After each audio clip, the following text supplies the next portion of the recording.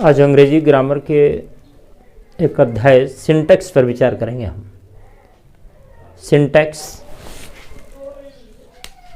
जैसा कि नाम से स्पष्ट है, इसमें सिन जो है SYN या SYM, सिम, सिन, इसका अर्थ होता है टुगेदर, एक साथ। हिंदी की व्याख्या में भी बात किए हैं हम, जहाँ जहाँ कुछ शब्द आए अंग्रेजी के हिंदी के शब्दों की व्याख्या के क्रम में, वहाँ भी इस बात की चर्चा की है मैंने कि सिन, सिम का अर्थ होता है टुगेदर। सिन का अर्थ हुआ टुगेदर।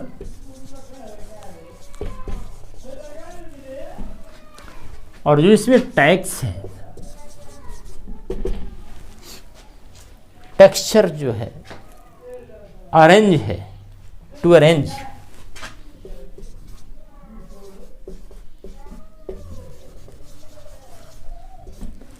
अरेंज माने सजाना, क्रमबद्ध। एक तरह से सिंटैक्स का ये अर्थ हुआ शब्द का कि टू अरेंज टुगेदर, एक साथ सजाना। सेंटेंस को हिंदी में कहें तो इसका अर्थ होता है सिंटैक्स का वाक्य विचार। वाक्य में सब्जेक्ट वर्ब एग्रीमेंट जो है अंग्रेजी में, कर्ता और क्रिया का मेल,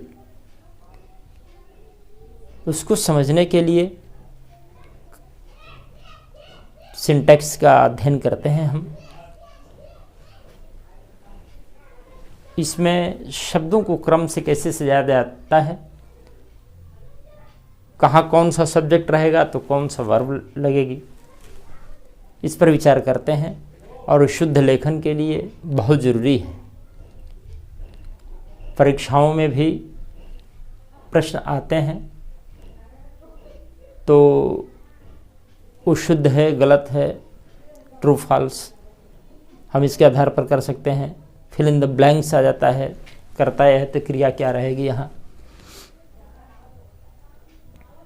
तो सिंटैक्स को कहें तो द सिस्टम ऑफ रूल्स, एक सिस्टम है नियमों का। The system of rules for the structure of a sentence. Sentence की रचना के लिए, स्ट्रक्चर के लिए, उसकी बनावट के लिए एक नियमों की पद्धति है। यह कैसे सेंटेंस की रचना होगी, स्ट्रक्चर ऑफ ए सेंटेंस। तो इसमें खासकर हम सब्जेक्ट और वर्ब की एग्रीमेंट पर बात करते हैं। कर्ता के अनुसार क्रिया रहे। सबसे पहला रूल है इसका, सिंगुलर सब्जेक्ट के साथ सिंगुलर वर्ब और प्लूरल सब्जेक्ट के साथ प्लूरल वर्ब।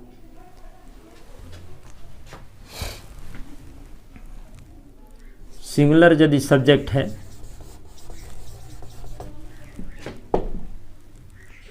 सब्जेक्ट, तो इसके साथ सिंगुलर वर्ब आएगा। कॉमन नियम।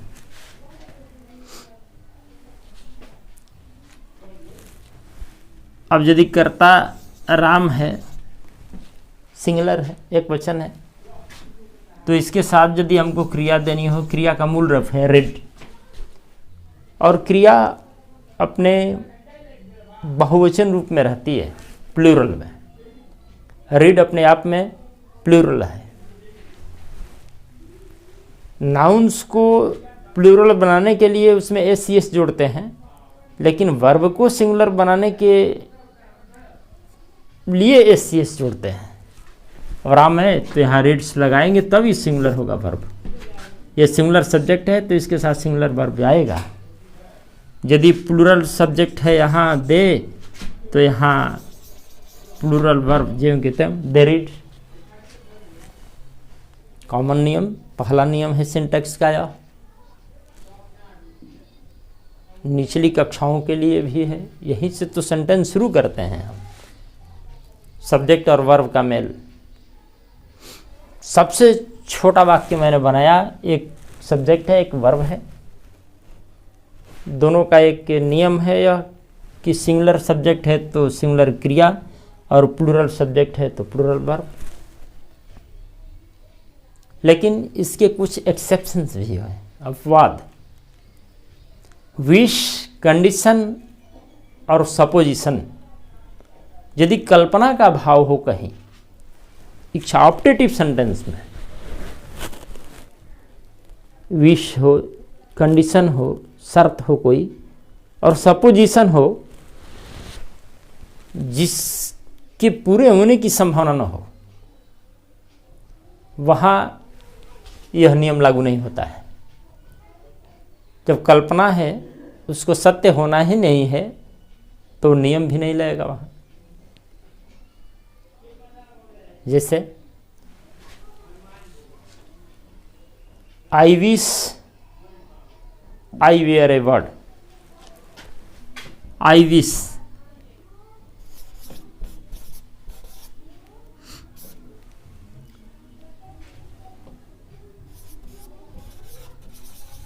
आई वर ए बर्ड। यहां सामान्य नियम के अनुसार आई के साथ वाज होना चाहिए, फर्स्ट पर्सन सिंगुलर नंबर है, लेकिन यहां चूंकि एक कल्पना है, आई विश मैं चाहता हूं,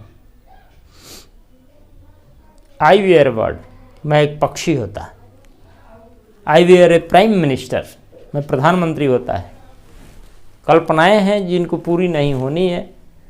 ऑप्टेटिव सेंटेंस में विश है या इच्छा है हमारी, तो यहाँ सिंगुलर के साथ सिंगुलर और प्लूरल के साथ प्लूरल वाला नियम नहीं लागू होता है। नहीं तो आई के साथ वाज लगना चाहिए, लेकिन लगा बहुवचन वर। इफ आई वेयर यू, यदि मैं आप होता। वेयर सी ए क्वीन, यदि वह रानी होती तो सी के साथ भी were, were she a queen.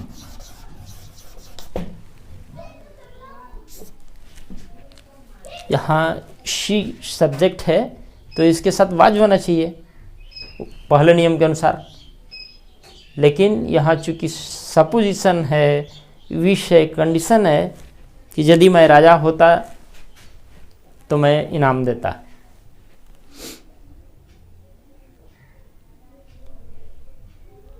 If I were a king, तो एक कल्पना है, विश है, तो यहाँ आई के साथ वाज नहीं वेयर लगा, ये एक अपवाद है उसका। दूसरा अपवाद है कि वर्ब यदि ब्लेस, लिव और शेव रहे, हेल्प रहे, तो नियम लागू नहीं होता है। God bless you, God blesses नहीं। लॉन्ग लिव और independence, long live Mahatma Gandhi, long live the king, राजा दीर्घायु हो। तो द किंग सिंगुलर के चलते लिव लिव्स नहीं हुआ, तो ब्लेस हो, लिव हो, सेव हो, गॉड सेव यू, ईश्वर आपकी रक्षा करें। God help you, may God bless you, may God help you. यहाँ भी जो है bless, live, save, help, bless, live, save और हेल्प, ये जो चार क्रियाएं हैं ये भी सिंगुलर सब्जेक्ट के साथ सिंगुलर नहीं, प्लूरल में ही रहती हैं मूल रूप में। पहले नियम पर अभी चल रहे हैं कि सिंगुलर के साथ सिंगुलर, प्लूरल के साथ प्लूरल, लेकिन उसमें एक यह अपवाद है, ऑप्टेटिव सेंटेंस का अपवाद है। यह भी विश, कंडीशन, सपोजिशन में और यहाँ ब्लेस, लिव, सेव, हेल्प जो क्रियाएं हैं यहाँ भी ये मूल रूप में अपने रहती हैं। अब दो सिंगुलर सब्जेक्ट यदि एंड से जुड़े हों तो वर्ब प्लूरल आती है। सिंगुलर के लिए सिंगुलर, ये सामान्य नियम है।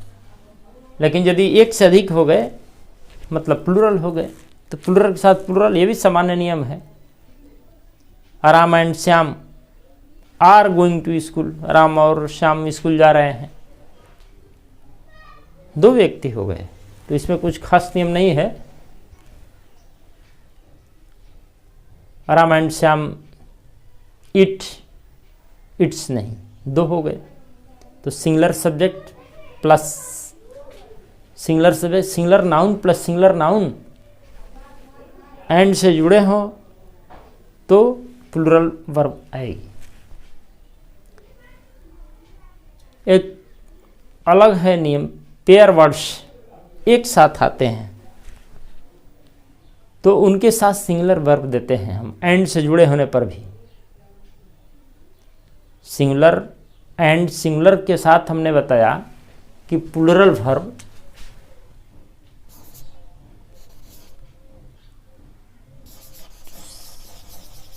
सिंगुलर नाउन रहे यहाँ और प्लस एंड रहे, फिर सिंगुलर नाउन रहे तो यहाँ वर्ब प्लूरल होगा, प्लूरल। लेकिन यदि पेयर में वर्ड्स आए एंड से जुड़े हुए तो वहाँ वर्ब सिंगुलर ही होती है, क्योंकि दोनों को मिला के एक ही मान लिया जाता है। जैसे ब्रेड एंड बटर एक मान लिया जाता है दोनों को, इसके साथ सिंगुलर वर्ब ही आएगी। Rice and curry, rise and fall, उत्थान पतन एक मान लिया गया है, एक इकाई हो गई है। Long and short, slow and steady, wins the race, wins आ गया। स्लो एंड स्टडी एंड लगा है, पूर्व के नियम के अनुसार तो प्लूरल वर्ब होनी चाहिए, लेकिन स्लो एंड स्टडी एक माना गया है इकाई इसको, और slow and steady wins the race कछुए और खरगोश की कहानी में पढ़ते हैं हम। हर्स एंड कैरीज, घोड़ा गाड़ी, महाबीज एंड नहीं तो भी। कमिंग एंड गोइंग एक यूनिट है यह, इसके साथ भी सिंगुलर वर्ब आएगी। बैग एंड बैगेज तो एक यूनिट जैसा है, पेयर वर्ड्स हैं यह, तो इनके साथ हम सिंगुलर वर्ब देते हैं। एक बार और दोहराते हैं, इसको लिखते नहीं हैं। Slow and steady, bread and butter, rice and curry, rise and fall, long and short, coming and going, bag and baggage, horse and carriage. अन्य वर्ड भी पेयर वर्ड्स हैं जो एक यूनिट के रूप में आते हैं, तो उनके साथ हम एक वचन की ही क्रिया देते हैं।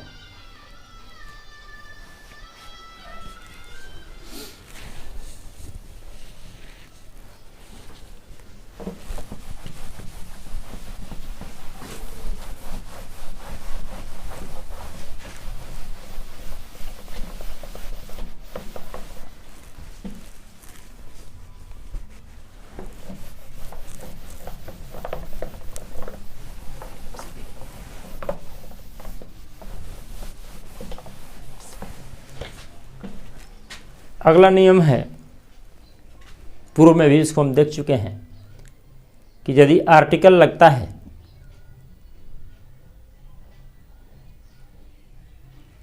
एंड से, यदि दो सिंगुलर नाउन जुड़े हों, अभी उसी में चल रहे हैं हम, singular noun and plus singular noun. यदि पूर्व में सिंगुलर नाउन जो है उसके पहले केवल आर्टिकल लगे तो सिंगुलर वर्ब। आर्टिकल में इसको देख चुके हैं हम लोग, आर्टिकल या पॉजेसिव एडजेक्टिव हो और singular noun and singular noun तो सिंगुलर क्रिया, और यदि दोनों सिंगुलर नाउन के पहले आर्टिकल हो तो प्लूरल वर्ब। इसको आर्टिकल में ही देख चुके हैं, फिर भी एक बार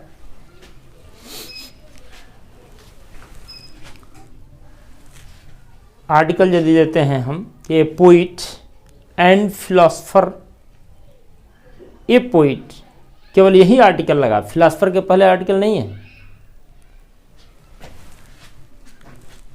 जैसे है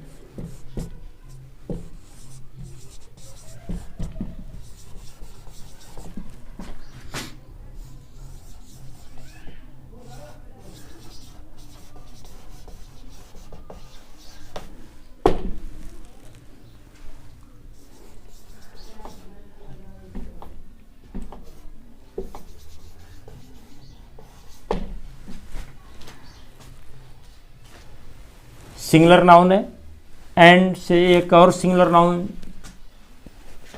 जुड़ गया, लेकिन आर्टिकल एक ही के पहले है तो एक क्रिया सिंगुलर है, एक वचन।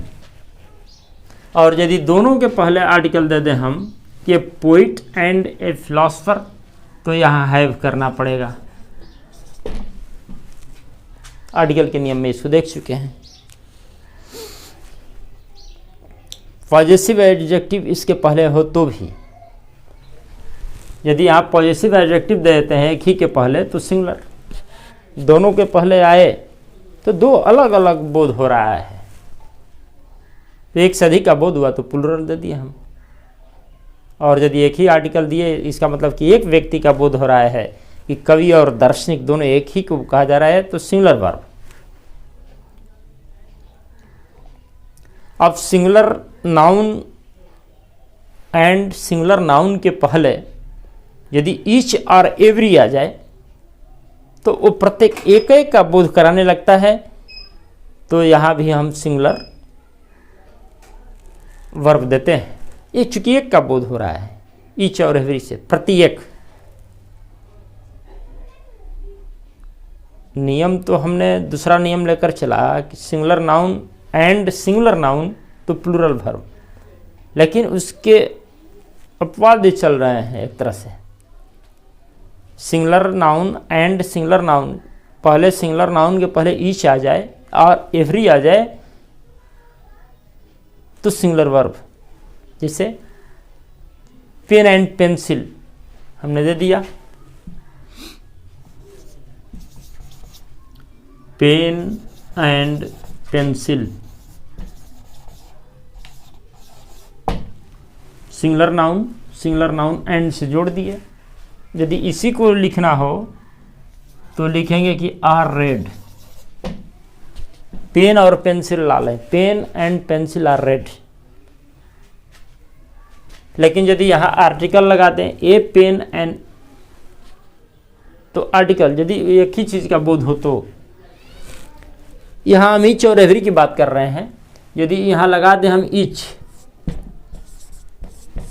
अब एक का बोध हो गया कि ईच पेन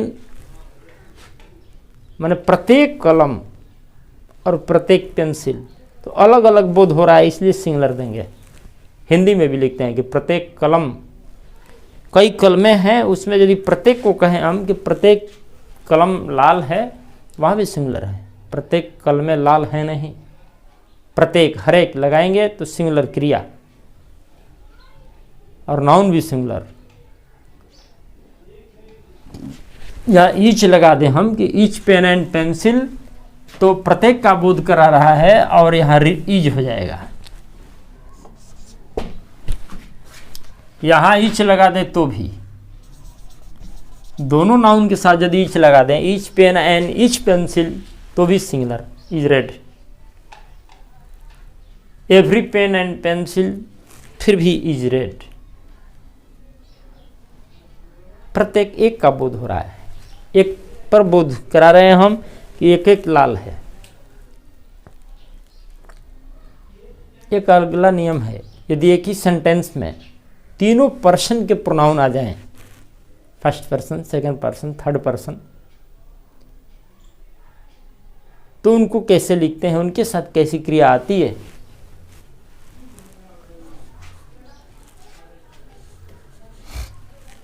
231 तक हम लोग नियम पढ़ते हैं। 231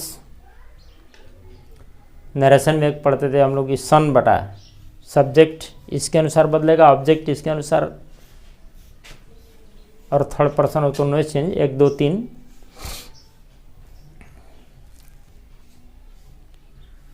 फर्स्ट पर्सन सब्जेक्ट के अनुसार, सेकंड पर्सन ऑब्जेक्ट के अनुसार, थर्ड पर्सन नो चेंज, 1 2 3 सन। उस तरह से यहाँ 200 व्यक्ति याद करने के लिए हम लोग लिखते हैं कि यदि आ जाए तीनों पर्सन के प्रोनाउन एक ही साथ, तीनों पर्सन के प्रोनाउन यदि एक ही साथ आते हों तो 2 3 1 के क्रम में रखते हैं। 2 माने सेकंड पर्सन पहले, थर्ड पर्सन उसके बाद, फर्स्ट पर्सन उसके बाद। और चूंकि एक से अधिक सब्जेक्ट हो रहे हैं इसलिए सब्जेक्ट के साथ verb plural,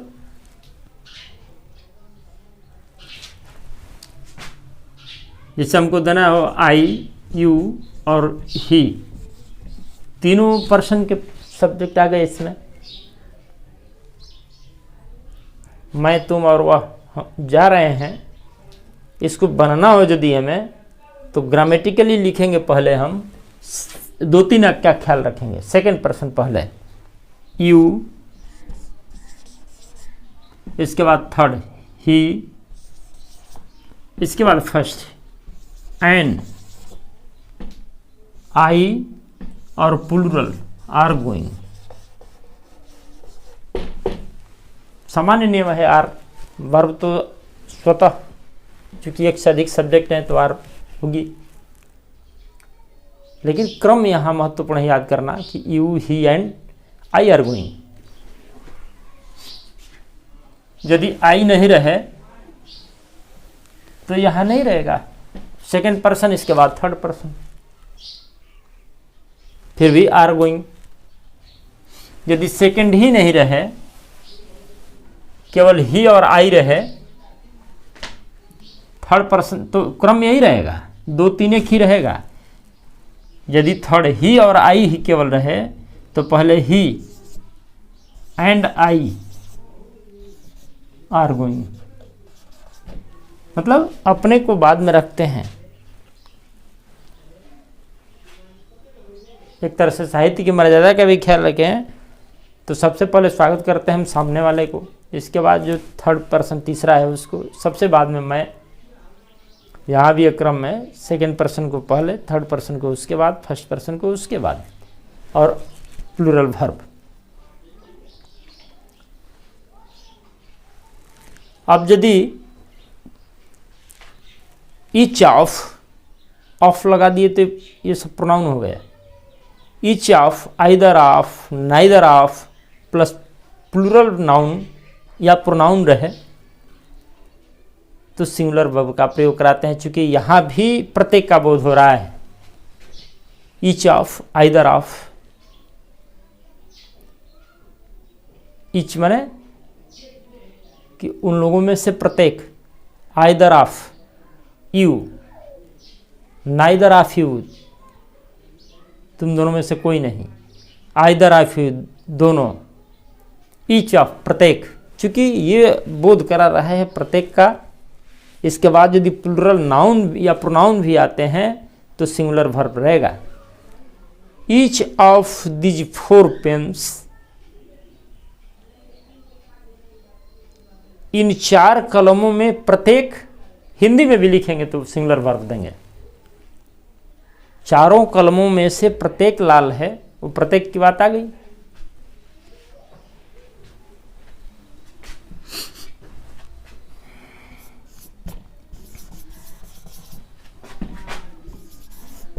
each of these 4 pens is red, ये महत्वपूर्ण है। इज, यदि ईच ऑफ लगे तो ईच ऑफ को माने प्रत्येक, तो each of, either of, neither of के बाद प्लूरल नाउन आवे या प्रोनाउन आ जाए तो भी, ईच ऑफ यू कहेंगे तो भी, each of you is innocent, तो इसको भी ख्याल में रखना है। एक अलग नियम है, मैनी माने बहुत, a good many, a great many. तो a many, a good many, a great many का अर्थ ही होता है बहुत। बहुत तो प्लूरल वर्ब।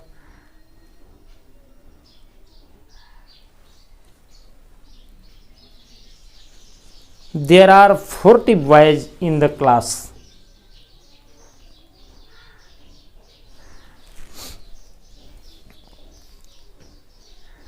कक्षा में 40 बच्चे हैं। And a good many are very लेपोरियस।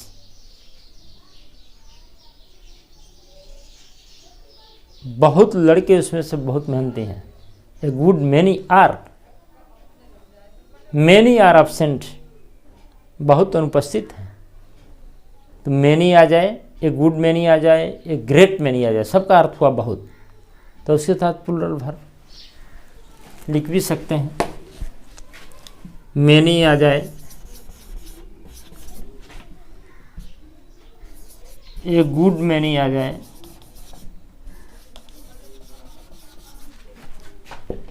A great many आ जाए,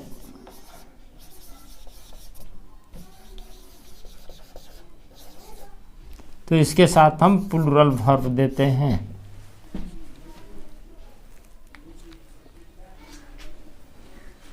बहुत का बोध ही हो रहा है तो प्लूरल देंगे। लेकिन यदि इस तरह से ना हो, मैनी ए आ जाए, मैनी ए, मैनी के बाद ए आ जाए, मैनी के बाद एन आ जाए, आगे वाले नाउन के अनुसार ए आ जाए या एन आ जाए, और उसके बाद यदि सिंगुलर नाउन आ जाता है तो सिंगुलर वर्ब देते हैं। मैनी शुरू में देखने में लगेगा कि बहुत, आगे वर्ब यदि भरना हो तो उसको देखकर प्लूरल भर देंगे, गलत हो जाएगा। ए गुड मैनी हो तो प्लूरल वर्ब रहेगा, लेकिन मैनी के बाद ए आ जाए, मैनी के बाद एन आ जाए, इसके बाद सिंगुलर नाउन है तो सिंगुलर वर्ब देंगे। मैनी ए बॉय, मैनी के बाद ए आ गया, इसके बाद बॉय सिंगुलर नाउन, तो क्रिया एक वचन में रहेगी।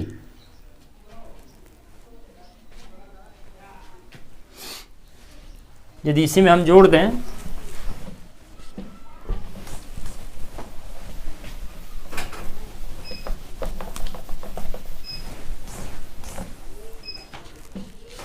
Many a boy plays in the field,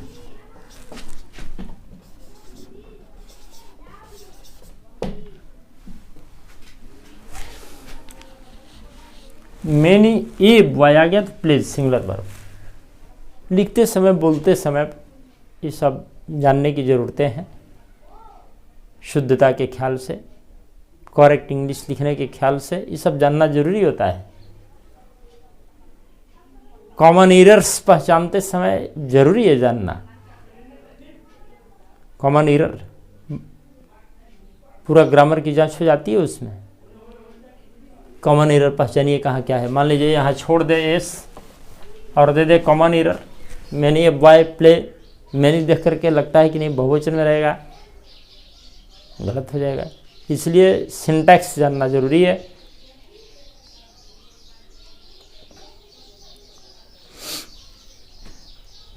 अगला नियम है इंडेफिनिट प्रोनाउन से संबंधित।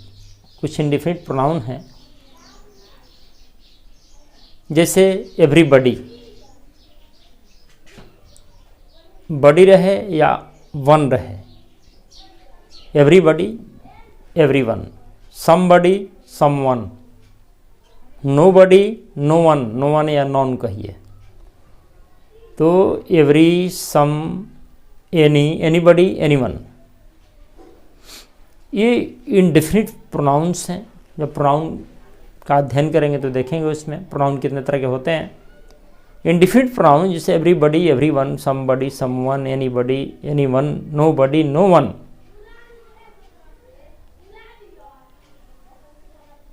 इस तरह का रहे यदि इंडिफिनिट प्रोनाउन तो इसके साथ सिंगुलर वर्ब का हम प्रयोग करते हैं, क्योंकि अर्थ ही उसका है वैसा।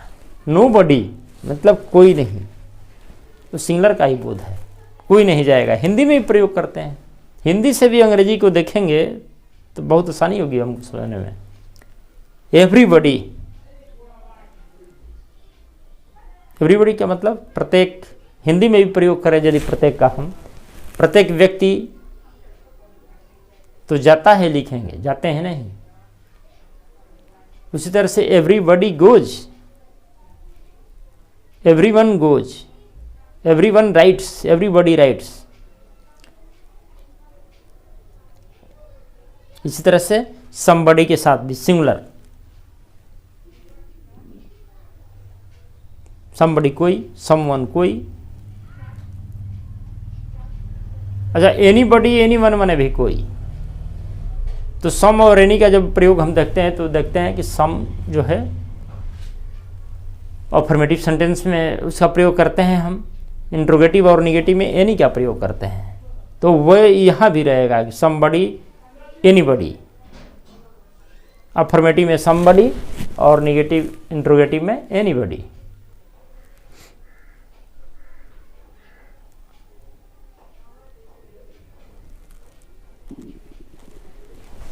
Everyone wants to read, प्रत्येक पढ़ना चाहता है, wants आ गया। तो यहां रहा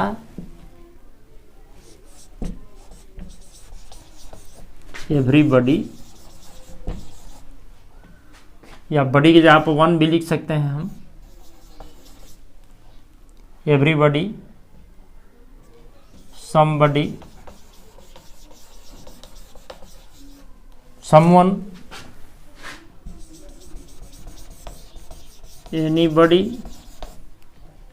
anyone, nobody,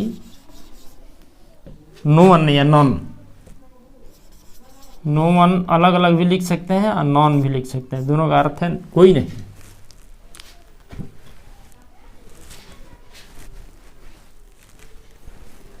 इनके साथ हम सिंगुलर वर्ब का प्रयोग करते हैं, सिंगुलर वर्ब।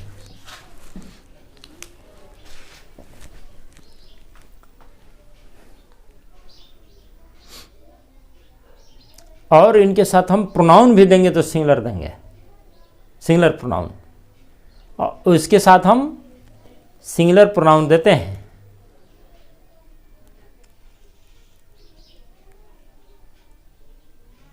और वह रहता है ही, himself. Everybody wants to read, everybody loves his country. Everybody का यदि हम प्रयोग करते हैं, एवरीबडी लव्स, सिंगुलर वर्ब हो गया। अब यदि इसके लिए प्रोनाउन देना हो पॉजिटिव में तो हिज कंट्री, ये ख्याल रखना है। सिंगुलर वर्ब रहेगा, pronoun he, his, himself. Everybody loves himself, स्वयं को। तो ये भी एक बात ख्याल में रखनी है। लेकिन यदि इसका क्वेश्चन टैग बनाते हैं हम तो वहां प्लूरल प्रोनाउन आ जाता है। Everyone can read, can they, एक बात ये ख्याल रखने लायक है। इसी को यदि हम बना दें एवरीबडी लव्स हिज कंट्री और क्वेश्चन टैग बना दें यहाँ कॉमा देके,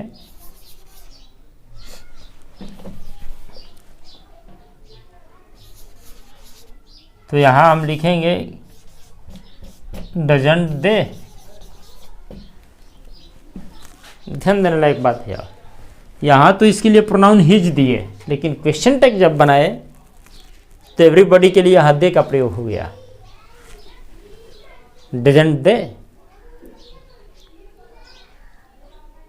एवरीवन कैन रीड, प्रत्येक पढ़ सकता है। कैंट दे,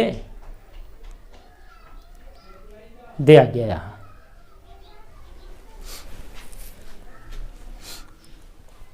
तो यहाँ ये नियम याद रखने लायक है कि इनके साथ सिंगुलर वर्ब देंगे, प्रोनाउन भी सिंगुलर देंगे, लेकिन यदि क्वेश्चन टैग बनता है लास्ट में जो प्रोनाउन क्वेश्चन टैग में लगाते हैं वहाँ प्लूरल आ जाएगा, दे।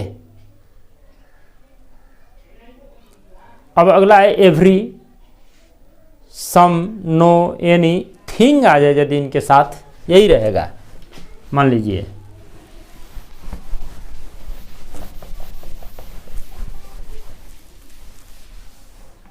यदि बड़ी की जगह पर थिंग लगाते चले हम, सब बड़ी की जगह पर यहाँ,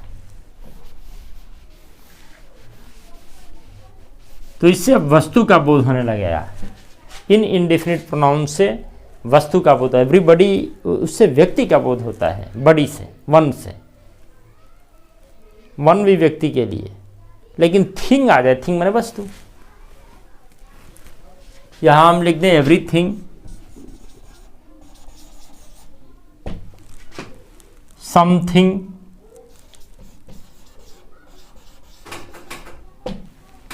एनीथिंग, नथिंग।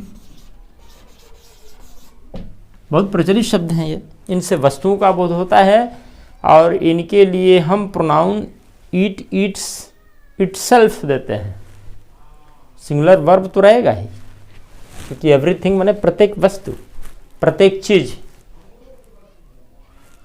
समथिंग माने कुछ, नथिंग माने कुछ नहीं, और एनीथिंग माने कुछ भी। इनके साथ singular verb everybody, somebody, anybody, nobody जैसा, और प्रोनाउन उनके साथ ही, हिज, हिमसेल्फ आया। लेकिन ये चूंकि वस्तुएं हैं इसलिए it, its itself, everything looks beautiful itself.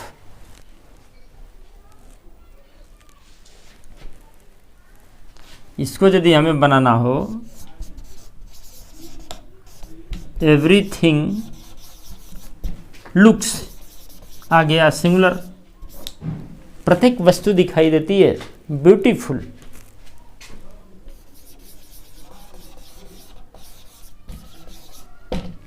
Itself, प्रत्येक वस्तु स्वयं में सुंदर दिखाई देती है। इटसेल्फ का प्रयोग किए चूंकि वस्तु है यहां। और यदि इसका क्वेश्चन टैग बनाना हो, क्वेश्चन टैग साथ में क्यों जोड़ देते हैं? क्योंकि यहाँ कुछ अंतर आ जा रहा है।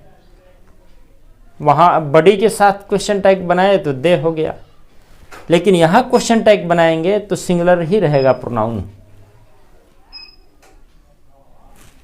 एवरीथिंग लुक्स ब्यूटीफुल इटसेल्फ, यहां यदि हम बनाएं तो डजंट इट, यहां बनाते हैं तो डजंट इट, इट, ये ध्यान देने लायक है यहां।